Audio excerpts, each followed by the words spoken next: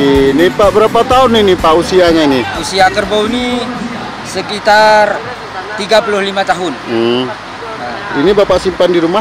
Ya, disimpan di rumah kawan. Dan ini dimuseumkan. Ini masih asli ini Pak. Asli ini. Ini melambangkan dulu kerbau inilah yang mencari padi, yang orang bersawah dengan kerbau. Kendaraan nggak ada. Kadang-kadang bawaan berat-berat. Ini dibawa dengan kerbau. Semuanya.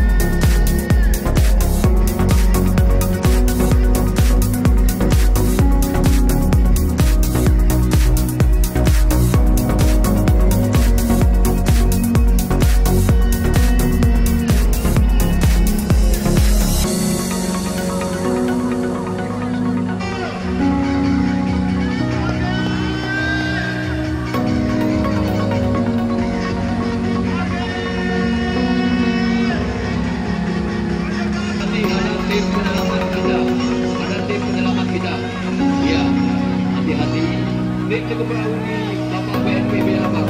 Ya. Ya.